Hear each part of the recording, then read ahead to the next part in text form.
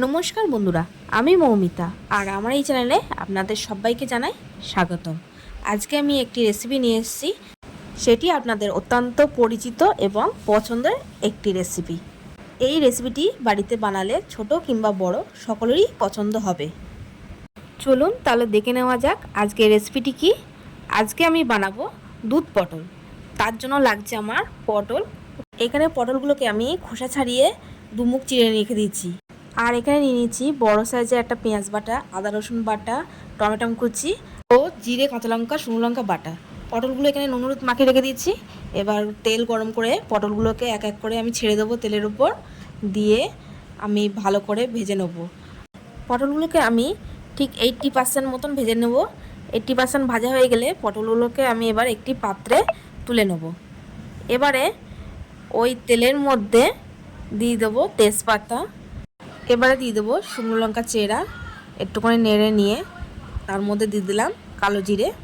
এইগুলো দেওয়ার পরে এবার দিয়ে দিলাম তেলের উপর পেঁয়াজ বাটা। পেঁয়াজটাকে তেলের উপর দিয়ে ভালো করে নেড়ে চেড়ে নিয়ে এবার আদা রসুন বাটাটা দিয়ে দিলাম। তারপর এখানে যে বেটে রেখেছিলাম শুকনো লঙ্কা, কাঁচা লঙ্কা আর জিরে বাটাটা, সেটাও দিয়ে দিলাম। দিয়ে ভালো করে কষতে লাগবো। কষে নিয়ে এবারে ওর মধ্যে টমেটো কুচিটা দিয়ে দিলাম। টমেটো কুচি দিয়ে ভালো করে কষতে হবে। এখানে তেলটা পটল ভাজ দিকে কালো হয়ে গেছে, এতে কোনো অসুবিধা হবে না। এবারে এতে দিয়ে দিলাম পরিমাণ মতো নুন, হলুদ দিয়ে ভালো করে নাড়াচাড়া করে কষিয়ে নেব। কষানো হয়ে গেলে দেখবেন যখন তেল ছেড়ে দিচ্ছে তখন এবার দুধটা দিয়ে দেবেন। এখানে আমি গুঁড়ো আমল দুধ ব্যবহার করেছি। সামান্য উষ্ণ গরম জলে 3 চা চামচ দুধ নিয়ে ভালো করে গুলে নিয়ে এর মধ্যে দিয়ে দিয়েছি। এবারে এতে কোনো আমি জল অ্যাড করব না।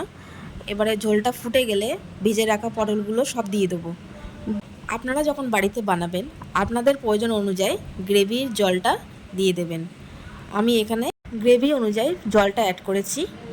এবারে একটু নেড়ে চেড়ে দেওয়ার পর গ্যাসের জল লো করে 3 থেকে 4 মিনিট আমি ঢাকা দিয়ে রেখে দেবো।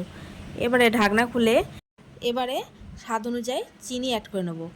আপনারা আপনাদের স্বাদ অনুযায়ী চিনিটা অ্যাড করে নেবেন।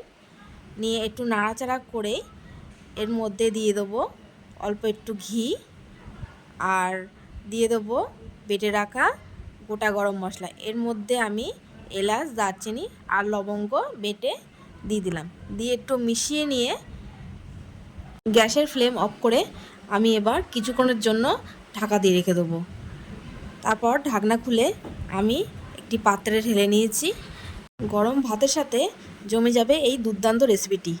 যদি আপনাদের আমার ভিডিওগুলি পছন্দ হয়ে থাকে তাহলে অবশ্যই আমার চ্যানেলকে সাবস্ক্রাইব করে বেল অল বাটনটা প্রেস করে রাখবেন। তাহলে আমি যখনই নতুন কোনো ভিডিও ছাড়বো আপনাদের কাছে তাড়াতাড়ি পৌঁছে যাবে।